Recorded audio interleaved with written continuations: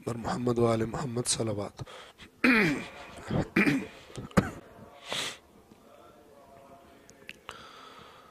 اعوذ باللہ من الشیطان الرجیم. بسم اللہ الرحمن الرحیم.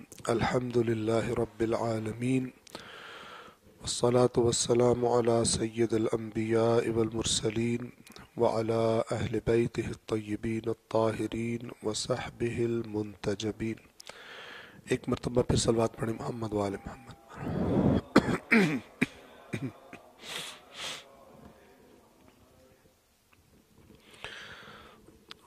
خدا بند عالم کے لطف اور کرم سے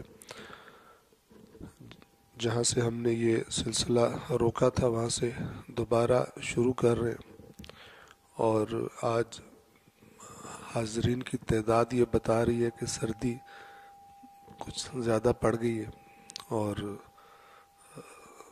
لوگ شاید سمٹ گئے گھروں میں. آپ کو یاد ہوگا ہم نے سورۃ الفاتحہ سے آغاز کیا تھا. آیت نمبر 1، 2، 3 اور 4 یہ ہم نے پڑھ لی تھی. ان کے ترجمے کی تکرار کرتے ہوئے انشاءاللہ ہم آگے بڑھیں گے. بسم اللہ الرحمن الرحیم. شروع اللہ کے نام سے جو عام رحمتوں والا اور خاص رحمتوں والا ہے. الحمد للہ رب العالمین. تمام حمد اللہ کے لیے ہے جو تمام مخلوقات کا، تمام عالمین کا پالنے والا ہے. الرحمن الرحیم، عام رحمتوں والا اور خاص خصوصی رحمتوں والا. مالک یوم الدین، جزا کے دن کا مالک. اس آیت کے بارے میں چند نکات ہم نے آپ کی خدمت میں عرض کیے تھے. گویا خداوند عالم فرمانا چاہ رہا ہے کہ اللہ کی عام رحمتوں اور خاص رحمتوں کا تقاضا یہ ہے کہ ایک جزا کا دن بھی ہونا چاہیے کہ جن کو عام رحمتیں ملی تھی اور اس رحمت کے سبب ان کو خدا کی نعمتیں ملی تھیں، انہوں نے کیا کیا تاکہ وہ اچھے کام کرنے والوں کو دائمی نعمتیں عطا کرے. عارضی طور پر جو کچھ دیا گیا تھا ان کا صحیح استعمال کرنے والوں کو کئی گنا بڑھا کر دے اور ہمیشہ کے لیے دے، اور جنہوں نے غلط استعمال کیا، ظلم میں اور تجاوز میں استعمال کیا ان نعمتوں کو، تو ان کو سزا دے. یہ تقاضا ہے رحمان اور رحیم ہونے کا کہ یوم جزا بھی ہونا چاہیے. اگر آپ جزا کے دن کو نکال دیں تو پھر یہ دنیا ایک نہ سمجھ میں آنے والی چیز ہے جس میں ایک طرف اتنا ظلم ہو رہا ہو اور ایک طرف دولت کے انبار لگے ہوں اور دوسری طرف بے شمار مخلوق زندگی کی بنیادی ترین ضروریات کو بھی ترستی ہو. یہ دنیا سمجھ میں نہیں آتی، نہ اس کو بنانے والا سمجھ میں آئے گا جب تک کہ ہم جزا کے دن کو تصور نہ کریں. اسی لیے اللہ نے قرآن مجید کا 1/3 حصہ، 1/3 حصہ قیامت کا تذکرہ کیا، قیامت سے خبردار کیا کہ اس دنیا میں اچھا یا برا جو بھی کرتے ہو اس کا حساب کتاب دینا پڑے گا. صلوات پڑھیں محمد وآل محمد.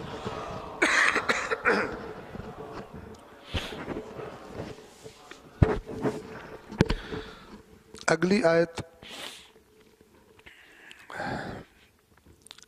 ایاک نعبد و ایاک نستعین. ہم صرف تیری عبادت کرتے ہیں اور صرف تجھ سے مدد مانگتے ہیں۔ آپ اگر دیکھیں تو اس سے پہلے والی جو آیات تھی اس میں بندہ اللہ سے کن الفاظ میں خطاب کر رہا ہے؟ گویا کہ کسی غائب سے خطاب کیا جا رہا ہے، آمنا سامنا نہیں ہے۔ الحمدللہ، تمام حمد اس اللہ کے لیے جو رب العالمین ہے، جو رحمان اور رحیم ہے، جو جزا کے دن کا مالک ہے۔ لیکن یہاں پر آ کر خطاب کا لفظ ہے، ہم صرف نہیں کہا اس کی عبادت کرتے ہیں، بلکہ کیا لفظ استعمال کیا؟ ہم صرف تیری عبادت کرتے ہیں۔ اس کے بارے میں علماء نے جو بیان کیا وہ یہ ہے کہ خداوند عالم کی حمد کرنے کے بعد، اس کی رحمانیت اور رحیمیت کا ذکر کرنے کے بعد، یوم جزا کا مالک ہونا، یہ اقرار کرنے کے بعد گویا کہ اب بندہ اس قابل ہو گیا ہے کہ اللہ سے ڈائریکٹ بات کر سکے۔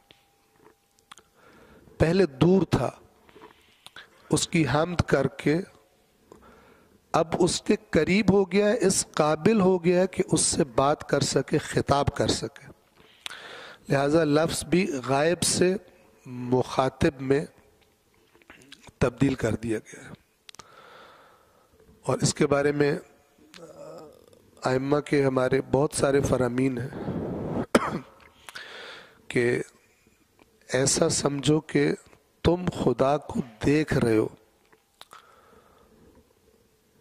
اور اگر یہ نہ سمجھ سکو تو پھر یہ سمجھو کہ وہ تمہیں دیکھ رہا ہے۔ پھر فرمایا کہ اگر تم یہ سمجھو کہ خدا تمہیں نہیں دیکھ رہا تو تم مسلمان ہی نہیں ہو، تم مومن ہی نہیں ہو۔ توجہ فرمائیے گا، اگر تم یہ سمجھو کہ کسی جگہ پر اللہ تمہیں نہیں دیکھ رہا تو تم نے کفر کر دیا، تم اس خدا کو مانتے ہی نہیں ہو جو حقیقت میں خدا ہے، وہ ہر جگہ حاضر اور ناظر ہے۔ اور اگر تم نے یہ تو سمجھا کہ وہ تمہیں دیکھ رہا ہے اور پھر تم نے گناہ بھی کیا اس کے سامنے، اگر تم نے یہ سمجھا کہ وہ تمہیں دیکھ رہا ہے اور پھر تم نے گناہ کیا تو پھر تم نے اللہ کو دیکھنے والوں میں سے، یعنی جو جو تمہیں دیکھتے ہیں ان میں سے اللہ کو تم نے سب سے کم تر درجہ دیا۔ کیوں؟ اس لیے کہ انسان جب کوئی برائی کرنا چاہتا ہے تو کوشش کرتا ہے کہ کوئی بچہ بھی اس کو نہ دیکھے، ایسی حرکت کہ جو نازیبا ہو، جو اخلاق سے گری ہوئی ہو، کوئی گناہ ہو، تو کیا کرتے ہیں؟ چاہتے ہیں کہ بچہ بھی ہمیں نہ دیکھے، ہمسایہ بھی ہمیں نہ دیکھے، میرے دوست بھی مجھے نہ دیکھے ورنہ ان کی نظروں سے گر جاؤں گا۔ کیوں؟ ان کے سامنے اپنا ایک مقام سمجھتا ہے، اسے کھونا نہیں چاہتا، اور وہ لوگ اس کی زندگی میں اہم ہیں جن کے سامنے وہ اپنا مقام کھونا نہیں چاہتا، لہذا ان سے چھپ کے کرتا ہے۔ تو امام یہ فرما رہے ہیں کہ اگر تم یہ جانتے ہو کہ اللہ تمہیں دیکھ رہا ہے اور پھر بھی اس کے سامنے گناہ کرتے ہو تو پھر تم نے اللہ کو دیکھنے والوں میں سے سب سے کم تر درجہ دیا، یعنی اس بچے سے بھی کم درجہ اللہ کو دیا، اس ہمسائے سے بھی کم تر درجہ اللہ کو دیا، اس دوست سے بھی کم تر درجہ اللہ کو دیا جس سے تم چھپ کے خرابی کرنا چاہتے ہو۔ ایاک نعبد، اللہ اور بندے کے درمیان اب ڈائریکٹ گویا کہ بات ہو رہی ہے۔ یہاں پر جو اس آیت کو سمجھنے والا نقطہ ہے، توجہ کیجئے، عربی زبان کا ایک قانون ہے اور وہ قانون یہ کہتا ہے کہ وہ لفظ جس کو عام ترتیب کے مطابق بعد میں آنا چاہیے تھا، اس کا رتبہ بعد میں آنے کا بنتا ہے، اگر اس کو پہلے لایا جائے تو اس سے معنی میں ایک تبدیلی آ جاتی ہے. کیا تبدیلی آتی ہے؟ صرف اور فقط کا معنی آ جاتا ہے اس میں. جملے کی عام ترتیب کیا ہوتی ہے؟ پہلے فعل آتا ہے، اس کے بعد اس کا فاعل آتا ہے عربی زبان پہ.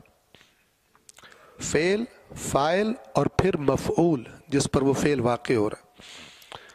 نعبدو میں فعل کون سا ہے؟ نعبدو. فاعل کون سا ہے؟ ہم، جو اس فعل کے اندر ہی موجود ہے. ہم عبادت کرتے ہیں.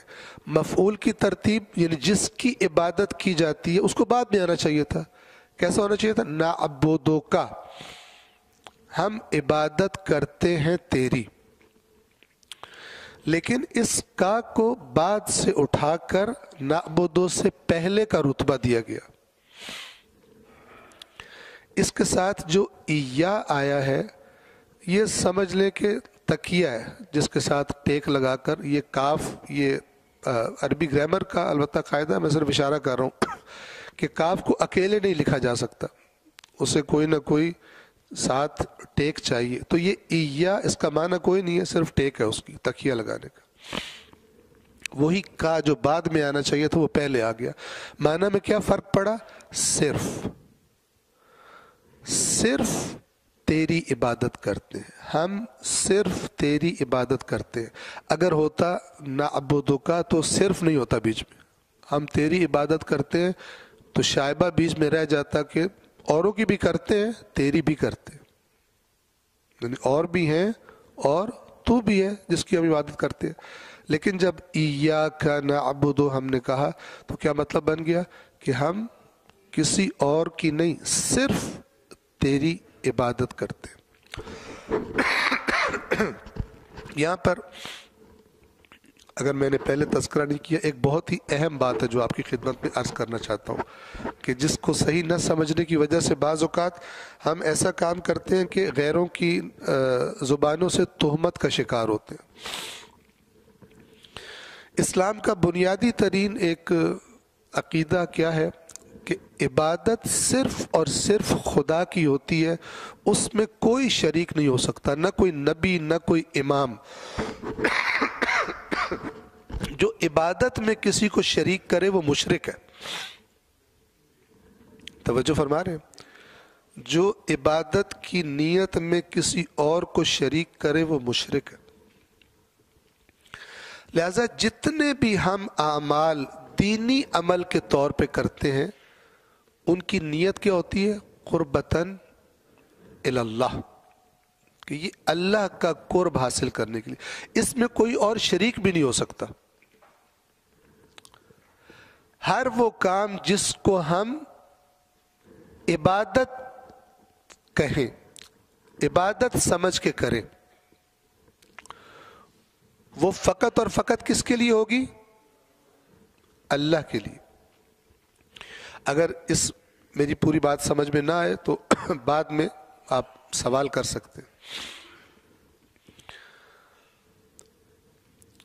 کچھ چیزوں میں تو یہ واضح ہے، نماز میں، روزے میں، حج میں، زکوٰۃ میں، خمس میں مثال کے طور پر. لیکن کچھ جگہ ایسی ہیں جہاں پہ غیر تہمت لگاتے ہیں نافہمی کی وجہ سے. ہمیں خود کلیئر ہو تاکہ اگر کوئی ایسی بات کرے تو اس کو ہم جواب دے سکیں. ہم کہتے ہیں کہ ہم نے یہ جانور ذبح کیا ہے امام حسین کے لیے علیہ الصلاۃ والسلام. اس کا کیا مطلب ہے؟ امام حسین کا نام لے کے ذبح کیا. اگر کسی جانور پر مثلا بسم اللہ کی جگہ بسم الحسین کہا جائے تو وہ حرام ہو جائے گا کھانا اس کا، چونکہ قرآن مجید کا واضح حکم ہے صرف وہ کھاؤ جس پر اللہ کا نام لیا گیا ہو. اسی طرح ہم کیونکہ کہتے اس طرح کہ ہم امام حسین کے نام پر نیاز دے رہے ہیں، اس کا مطلب کیا ہے؟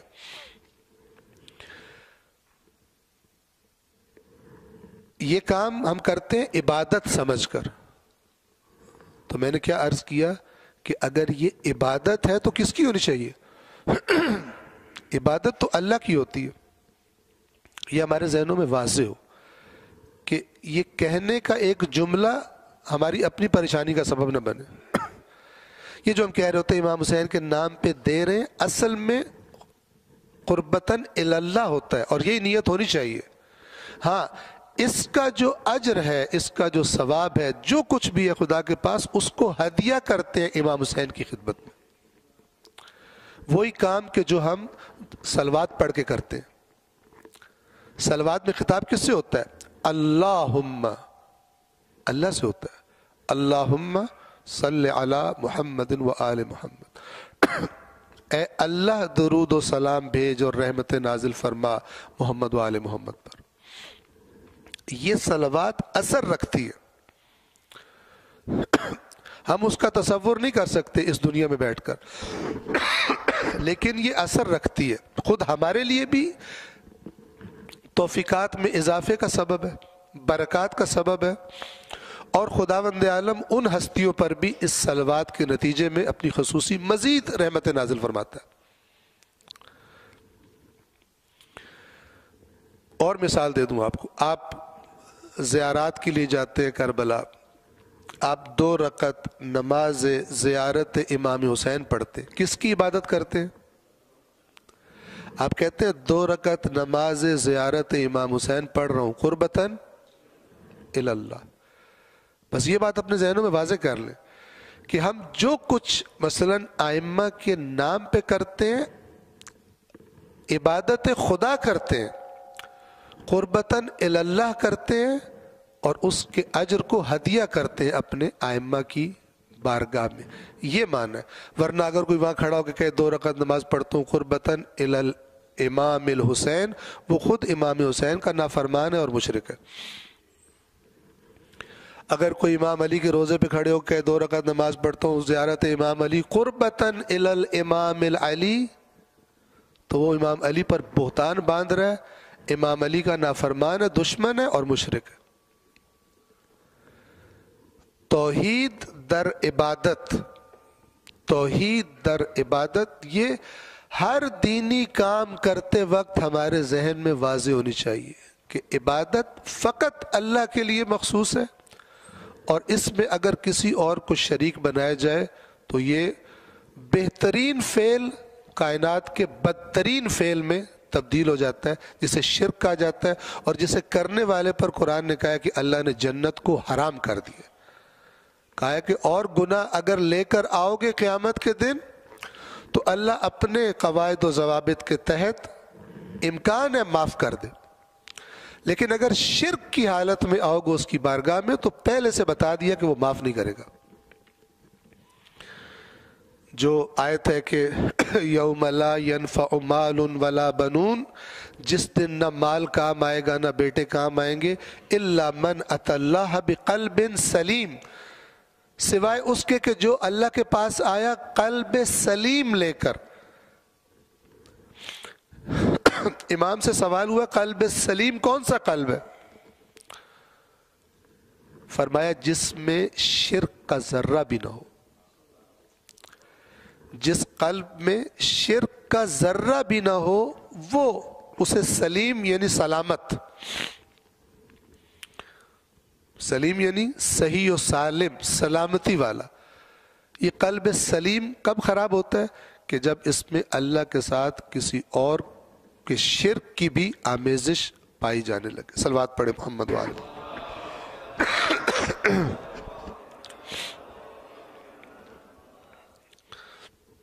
بس یہ مسئلہ انشاءاللہ تمام دینی افعال کے اعتبار سے واضح ہوگا کہ اس میں نیت قربتاً اللہ کی جاتی ہے، چاہے آپ نیاز دے رہے ہوں، چاہے آپ عزاداری کر رہے ہیں، چاہے آپ مثلا ماتم کچھ بھی کر رہے ہیں. اگر عبادت ہے تو صرف اللہ کی ہے، ورنہ پھر وہ کچھ اور ہے. اور اگر جب عبادت ہم اللہ کی کر رہے ہیں تو پھر ہم کیوں نام لے رہے ہیں امام کا؟ ہم ہدیہ کر رہے ہیں اس کے اجر کو، ان کی خدمت میں، ان کی بارگاہ میں ہدیہ کر رہے ہیں. ایاک نعبد، ہم صرف تیری عبادت کرتے ہیں. یہ توجہ فرمائیے، عبادت کا معنی کیا ہے؟ عبادت کا لفظ نکلا ہے عبودیت سے. عبودیت کہتے ہیں بندگی کو. بندگی یعنی غلامی، نوکری، خدمت، کسی کے سامنے تواضع کرنا. تواضع کرنا یعنی اس کے سامنے اکڑنا نہیں، اس کے سامنے سر جھکا دینا. غلامی اللہ کے علاوہ بھی ہوتی ہے، نوکری اور خدمت اللہ کے علاوہ بھی انسان کرتا ہے. اس عبودیت کو آپ فرض کریں انسان کسی کے پاس نوکری کر رہا ہے، کسی کا ملازم ہے، اس کی بات بھی مانتا ہے، اس کی اطاعت بھی کرتا ہے، اس کے سامنے بھی تواضع کرتا ہے. پھر انسان اپنے استاد کے سامنے تواضع کرتا ہے، استاد بھی کوئی بات کہے اس کی بات مان لیتا ہے. ماں باپ کے سامنے تواضع کرتا ہے. آپ درجات تصور کرتے جائیں. عبودیت کا وہ سب سے بلند درجہ کہ جس سے اوپر فرض نہیں کیا جا سکتا، سب سے بڑا درجہ، اس کو کہتے ہیں عبادت. اور وہ سب سے اونچا درجہ عبودیت کا جس کو عبادت کہتے ہیں، وہ فقط ایک ہستی کے لیے جائز ہے، وہ نیچے کسی بھی ہستی کے لیے جائز نہیں ہے. پس کمال عبودیت، سب سے زیادہ تواضع جس کے سامنے کی جاتی ہے. کیا مطلب؟ کہ اگر وہ کہہ رہے ہیں کہ یہ کام کرو اور ساری دنیا کہہ رہی ہے کہ نہیں یہ کام نہیں کرنا، اس کو جھکنا ہے، کسی اور کو نہیں جھکنا. یہ درجہ تواضع کا، یہ درجہ اطاعت کا، یہ درجہ جھکنے کا کہ جس کے مقابلے میں پھر کسی اور کی بات نہیں ماننی، اس کو کہتے ہیں عبادت. کمال عبودیت کو عبادت کہتے ہیں. اور وہ مخصوص ہے فقط ایک ذات سے جس کا نام اللہ تبارک و تعالی ہے. اللہ کے نبی کا ایک فرمان ہے کہ جس میں بعض لوگوں کو عبد الدنیا کہا گیا.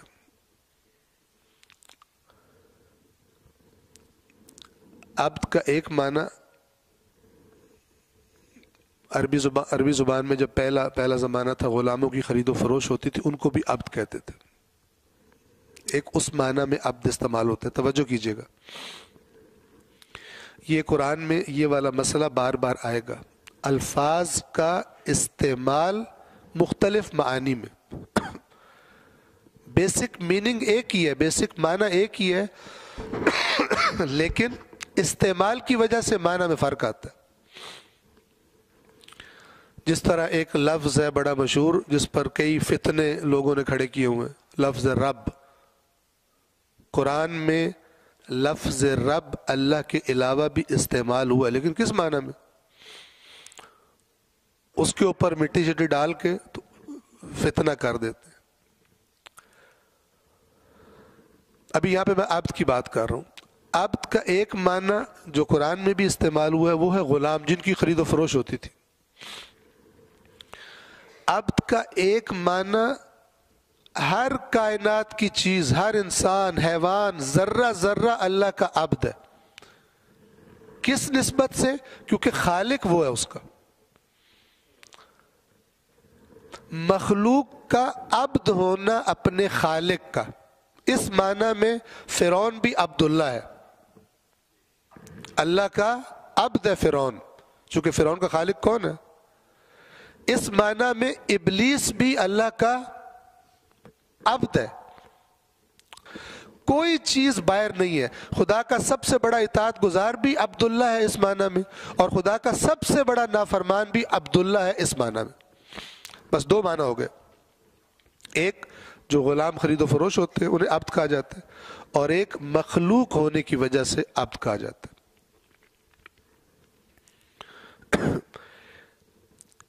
ایک عبد وہ ہے کہ جو اپنی مرضی سے کسی کی اطاعت کر کے اس کا عبد بنتا ہے، اس کے عبد کا مقام حاصل کرتا ہے. یہاں پر دو قسم کے ہوتے ہیں، ایک کو کہا عبداللہ اور ایک کو کہا عبد الدنیا. عبداللہ کون ہے اس معنی میں؟ کہ جو اپنے اختیار سے خدا کی ہدایت کو جب دیکھتا ہے اس پہ غور کرتا ہے، اپنے اختیار سے خدا کی ناراضگی والی چیزوں کو ترک کرتا ہے، خدا نے جن کا حکم دیا ان کو انجام دیتا ہے، ایسا کر کے عبداللہ بن جاتا ہے۔ یہ کون سا عبداللہ ہے؟ اس عبداللہ کا کمال وہ ہے کہ یا ایتھا النفس المطمئنہ ارجعی الی ربک راضیۃ مرضیہ فادخلی فی عبادی۔ اب یہاں پہ فرعون و نمرود و خدا کے نافرمان نہیں آئیں گے، عباد عبد کی جمع ہے۔ تو نے سب کچھ میری رضا کی خاطر کیا، اب تیری جگہ کہاں پہ ہے؟ فادخلی فی عبادی وادخلی جنتی۔ یہ انسان اپنے اختیار سے مقام عبودیت حاصل کرتا ہے اللہ کا، یہ تیسرا معنی ہو گیا۔ اور چوتھا وہی اسی سے ملتا جلتا عبد الدنیا، کہ جو اپنا ہم و غم، اپنی ساری خدمات فراہم کر دے دنیا کو، وہ سمجھے کہ میں دنیا جمع کر رہا ہوں، جبکہ در حقیقت دنیا اسے کھا رہی ہوتی ہے، ضائع کر رہی ہوتی ہے، جو اس کا وجود تو کچھ عرصے کے بعد ختم ہونے والا ہے۔ اس کا وجود یوز ہو سکتا تھا، استعمال ہو سکتا تھا خدا کی خدمت میں، اب اس کا وجود استعمال ہو رہا ہے دنیا کی خدمت میں، دنیا اسے استعمال کر رہی ہے، اور وہ دنیا کو جمع کرنے کے لیے اپنی ساری توجہ، سارے پلان، سارے ہم و غم اس کے دنیا ہے۔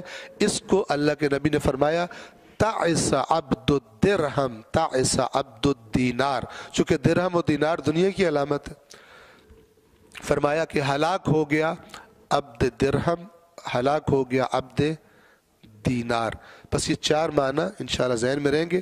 مخلوق ہونے کے اعتبار سے خرید و فروخت جس کی جاتی تھی وہ عبد، اپنے اختیار سے خداوند عالم کے سامنے جھک کے اس کا عبد بننا، اور اسی طرح اپنے اختیار سے دنیا کے پیچھے دوڑ کر عبد الدنیا بن جانا۔ صلوات پڑھے محمد وآلہ محمد۔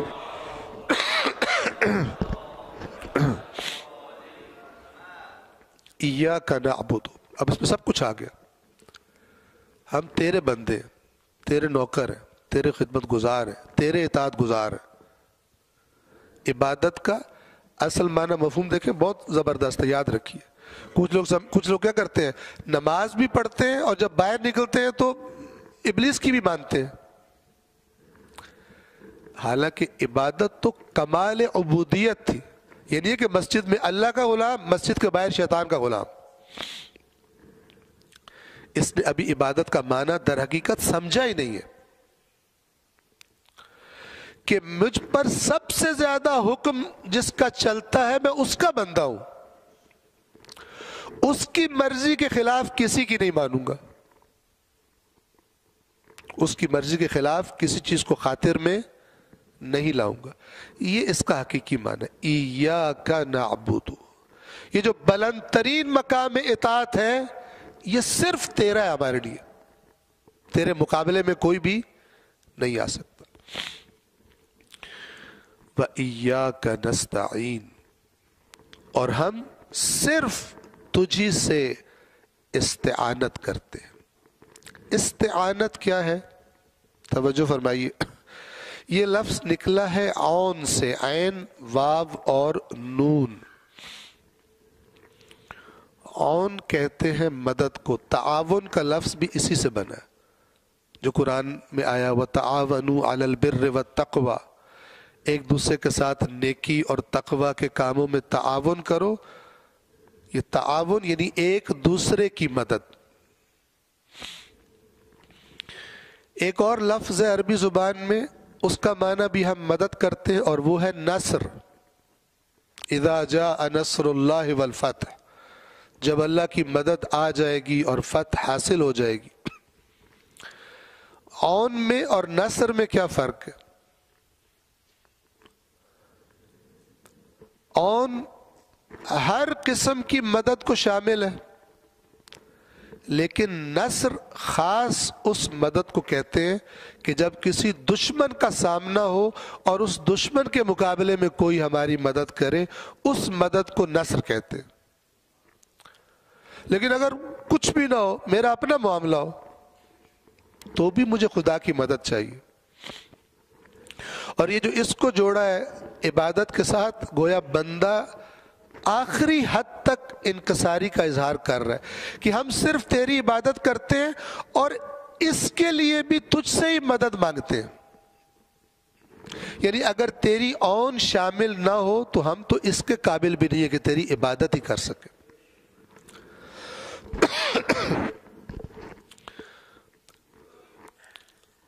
یہ اس کے ساتھ آنے کی وجہ سے میں نے معنی کیا، ورنہ اوورآل اس کا معنی کیا ہے توجہ فرما لیں.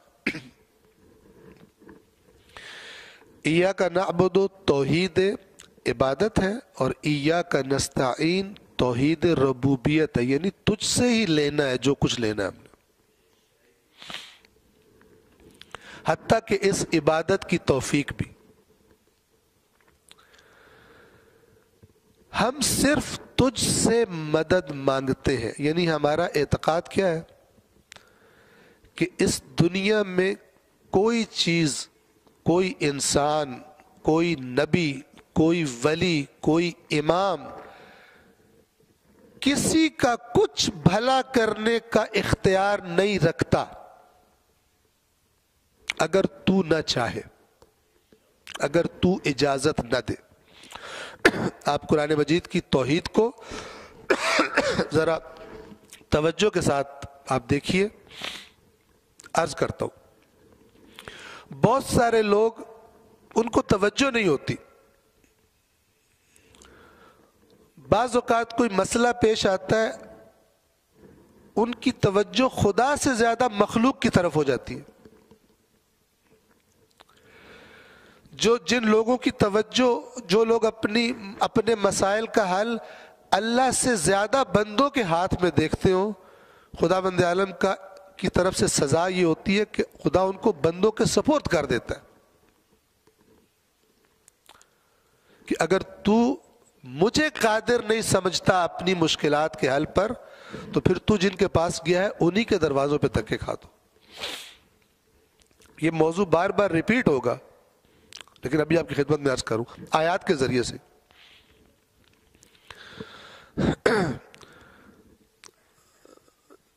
جنگ بدر میں رسول اللہ موجود ہیں، جنگ احد میں رسول اللہ موجود ہیں. وہاں پر سورہ آل عمران کی جو آیات ہیں اللہ فرماتا ہے کہ ہم نے فرشتوں کے ذریعے تمہاری مدد کی جب تک کہ تم نے خود خرابی نہیں کی. تم نے خود اللہ کے رسول کی نافرمانی کی، اس کے بعد تمہارا نقصان ہوا. اس سے پہلے اللہ کی مدد تمہارے ساتھ تھی اور تم نے دشمنوں کے قدم اکھاڑ دیے تھے. بدر میں تو چونکہ نافرمانی نہیں کی مکمل فتح حاصل ہوگی، لیکن احد میں بھی ادھر 700 تھے رسول اللہ کے ساتھ، ادھر 5000 تھے کفار کے. لیکن ان 700 نے حملہ کیا اور ایک ہی حملے میں ان 5000 کو اکھاڑ دیا. وہ بھاگ گئے میدان چھوڑ کر. خرابی کب ہوئی؟ جن کو رسول اللہ نے ٹیلے پہ کھڑا کیا تھا کہ تم نے یہاں سے نہیں ہٹنا، انہوں نے مال غنیمت کو دیکھ کر، جو قرآن نے خود بیان فرمایا، بہت سارے لوگ کچھ وہاں کھڑے بھی رہے جو شہید ہو گئے، باقی نیچے اترے.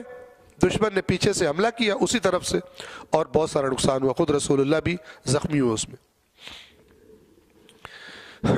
اس جگہ کا جب اللہ تذکرہ فرماتا ہے، فرشتوں کے ذریعے مدد کرنے کا جب تذکرہ فرماتا ہے، وہاں پہ اللہ فرماتا ہے وَمَا جَعَلَهُ اللَّهُ إِلَّا بُشْرَى لَكُمْ.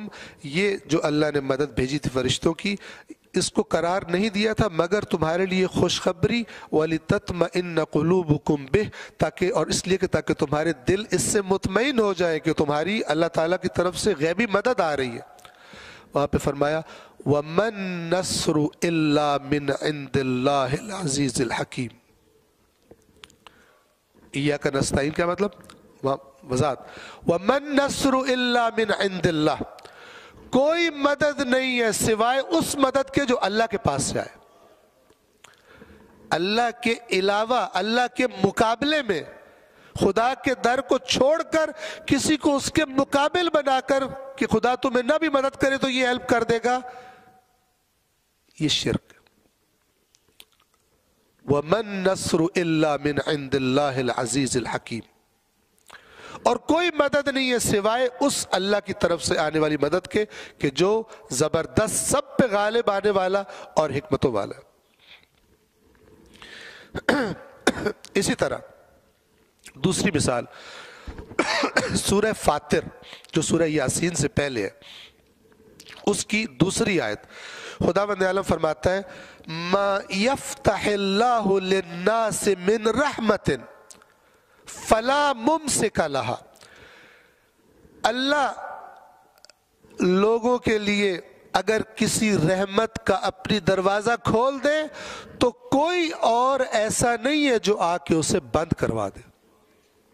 खुदा इरादा कर ले कि मैंने ये रहमत किसी को देनी है, कोई आके रोक ले, ऐसा कोई नहीं है। वमा युमसिक, और जिसका अल्लाह इरादा कर ले कि मैंने अब नहीं देनी, रोक लेनी है, फला मुरसिल लहा मिन बाद, तो फिर उसके बाद कोई आए और अल्लाह से कहे नहीं छाड़ दो, खोल दो, कोई किसी की जरूरत नहीं। फला मुरसिल लहू मिन बाद वहुवल अजीजुल हकीम। वहां पर भी अजीज, ये लफ्ज अजीज जो है इसका माना ये है ऐसा गालिब आ जाने वाला कि जिसको कोई मगलूब न कर सके, जिसको कोई तोड़ न सके, जिसको कोई झुका न सके। ये इज्जत का असल माना सख्ती का है, ऐसी सख्ती कि जिसको कोई नरम न कर सके, तोड़ न सके, और वो असल माना में अपने अल्लाह तबारक व तआला की ज़ात है। ये जो बादशाह को भी अजीज कहा जाता है, अरबी में बादशाह को अजीज कहते हैं चूंकि उस मुआशरे के एतबार से सबसे ज्यादा वो सख्त होता है। क्या मतलब? उसका हुक्म सबके हुक्मों के ऊपर। एक छोटे अफसर ने कोई ऑर्डर लिखा हो, अगर बादशाह का हुक्म आ जाए तो वो छोटे अफसर का ऑर्डर क्या होता है? कलअदब हो जाता है। और एक तीसरी चीज इय्याका नस्तईन के अंदर ही जो पोशीदा है, मदद एक दुनिया में इंसान को मालूम हो कि सिवाय अल्लाह के इज़्न के कोई मददगार नहीं।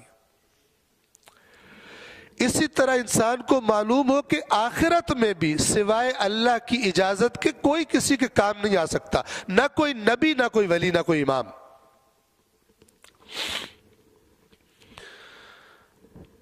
कुरान मजीद मैं अर्ज करता हूं, आपकी खिदमत में अर्ज करूं कि बहुत बड़ी खता का शिकार है वो लोग, और अक्सर ऐसे हैं जिन्होंने अपने बुनियादी अकायद, उनकी बुनियाद अल्लाह की किताब से नहीं ली। खतीब सुने हैं, शायर सुने हैं, फलान सुना है, खुदा को नहीं सुना। बहुत बड़ी खता पर है, बहुत बड़ी बीमारी का शिकार है। इस मामले में, दीन सीखने के मामले में अल्लाह के भी नाफरमान है, रसूल के भी नाफरमान है, अपने आइम्मा के भी नाफरमान है। उन्होंने भी ये रास्ता दिखाया, लेकिन अक्सरियत गैर संजीदा। एक शिफात का वो तसव्वुर है कि जो शेर और शायरी में बताया जाता है और लोग वो अपना चुके हैं। एक दफा एक कव्वाली में सुन रहा था, उस कव्वाली में जो कव्वाल साहब है, मैं नाम नहीं लेता, तो उन्होंने कहा कि जी रसूलुल्लाह सजदे में सर रखेंगे, अल्लाह ताला कहेंगे उठाओ, नहीं उठाएंगे। ये मुमकिन ही नहीं है अल्लाह कहे अपने रसूल को कि आप सर उठाएं, वो सर जमीन पे रखे। ऐसे नमक मिर्च लगाने के लिए झूठे लोगों ने बातें बीच में शामिल की हैं कि जो नबी की बुनियादी शख्सियत के खिलाफ है। नबी क्यों मासूम है? इसलिए कि जर्रा बराबर भी खुदा की नाफरमानी नहीं करता। अब वो क़यामत के दिन अल्लाह ताला कहे रसूलुल्लाह से कि आप सर उठाएं, वो कहे नहीं मैं सर नहीं उठाना। अल्लाह ताला को इमोशनली ब्लैकमेल नाउज़ुबिल्लाह कर रहे हो, ये लगवियात है। फिर अल्लाह ताला कहे अच्छा आप क्यों, कब सर उठाएंगे, आप क्यों नहीं उठा रहे? वो कहे मेरी सारी उम्मत को माफ कर दे। तो जी सारे गुंडे बदमाश जिन्होंने एक भी नहीं सुनी अल्लाह की, सब जन्नत में चले जाओ। अजीब लगवियात है ये दीन आया किस लिए? इस दीन की खातिर जिन लोगों ने सर कटा दिए, जो लोग ज़िबा हो गए, मार दिए गए मुजरिमों ने, इसका तो मतलब यही है ना, वो मुजरिम भी तो अपने आप को उम्मती कहते थे। वो तो यजीद भी कहेगा मैंने कलमा पढ़ा हुआ था, वो तो शिमर भी कहेगा मैंने कलमा पढ़ा हुआ था। सारे आ जाएंगे। और जो शुआरा, एक है शुआरा का दिया हुआ तसव्वुर शफात, वो ये वाला। एक है कुरान का तसव्वुर शफात, वो जमीन आसमान का फर्क है। قرآن کے تصور شفاعت میں کسی بندے کو کی شفاعت ہونے کے لیے اللہ تعالیٰ کی 2 اجازتیں ہونی چاہیے. پہلی اجازت اس کے لیے جس نے شفاعت کرنی ہے. اللہ کے اذن کے بغیر کوئی شفاعت نہیں کر سکتا. اور دوسری اجازت، پہلے خدا اس کو اجازت دے گا کہ جس ہستی نے شفاعت کرنی، اور خدا ایسا کرے گا. اور دوسری اجازت خدا کی کس کے لیے ہوگی کہ اس کی شفاعت کر سکتے ہیں آپ، کیونکہ سب سے بڑا رحمت والا کون ہے؟ اللہ ہے. کچھ لوگوں نے دین یوں بیان کیا ہے جس میں اللہ تو اس لیے اللہ لوگوں کو پسند نہیں آتا چونکہ سمجھتے ہیں اللہ پکڑ دکڑ کرے گا قیامت کے دن اور رسول اللہ اور ائمہ چھڑوا رہے ہوں گے. یہ جہالت ہے. قرآن فرماتا ہے اے رسول یہ جو آپ نرم ہیں ان پر فَبِمَا رَحْمَةٍ مِّنَ اللَّهِ لِنْتَ لَهُمْ، اے رسول یہ اللہ کی آپ کے کو دی ہوئی رحمت ہے جس کی وجہ سے آپ اتنے نرم ہیں. اللہ رسول اللہ سے بھی زیادہ نرم ہے. اللہ مولا علی سے بھی زیادہ نرم ہے. اللہ امام حسین، امام حسن سب سے زیادہ نرم ہے. اللہ کی رحمت کا کسی سے کوئی مقابلہ نہیں ہے. کیوں لوگوں کو اللہ پسند نہیں آتا؟ اللہ کو بنا ہی ایسا ڈراؤنا دیا گیا سب کے سامنے. خدا اذن دے گا شفاعت کرنے والے کو بھی، اور خدا اذن دے گا جس کی شفاعت ہونی ہے اس کے بارے میں. قرآن کہتا ہے وَلَا يَشْفَعُونَ إِلَّا لِمَنِ ارْتَضَىٰ، اور یہ شفاعت کرنے والے کسی کی شفاعت نہیں کریں گے سوائے اس کے جس کی شفاعت کے لیے اللہ راضی ہو. یہ تصور ہے نہ کہ زبردستی شفاعت ہو رہی ہوگی وہاں پر. اب جب قرآن انٹروڈکشن دیتا ہے اللہ کی کہ سارے کے سارے اختیار کا مالک وہ ذات ہے، پھر خود بخود کہتا ہے بندہ کہتا ہے کہ میں اس کے پاس کیوں نہ جاؤں، اس کی بارگاہ میں، کہ اگر وہ روک دے تو کوئی ہل بھی نہیں سکتا. اگر وہ منع کر دے اور اس سے مجھے کہے مجھ سے ڈائریکٹ بات کر.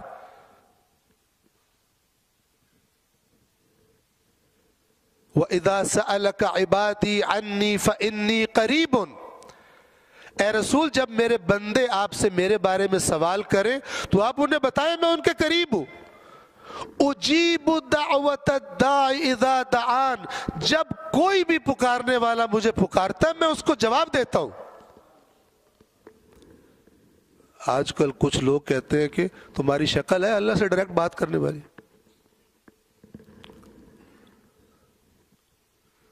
پتہ نہیں کیا بیماری ہے.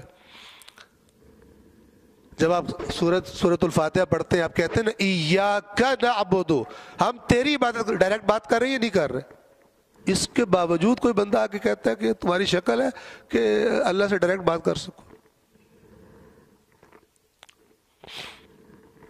قرآن مجید سے دوری کہ عوام بہت نقصان اٹھائے گی. قرآن مجید نے بتایا ہوا ہے کہ اللہ تعالیٰ قبول نہیں کرے گا ہمارے مولویوں نے یہ کہا تھا. تو اگر مولویوں نے کہا تھا تو پھر تو تمہارے شاعروں نے کہا تھا، تمہارے خطیبوں نے کہا تھا، تمہارے پاس قرآن نہیں تھا، تمہارے پاس ائمہ کے فرامین نہیں تھے جن میں کہا گیا تھا کہ اس قرآن کو پڑھو، دین کی بنیاد اس پہ رکھو. اس کے بارے میں تم پروپیگنڈے کا شکار ہو گئے کہ یہ تو سمجھ میں ہی نہیں آتا اور اس کی طرف توجہ نہیں کی. بس عبادت کی توحید یعنی عبادت صرف اللہ کی ہے، اور استعانت کی توحید یعنی بغیر اذن خدا کے کوئی کسی کی کوئی ہیلپ نہیں کر سکتا. اصل صاحب اختیار اور اصل جو مددگار ہے وہ کون ہے؟ اللہ تبارک و تعالی کی ذات اقدس ہے. صلوات پڑھیے محمد و آل محمد.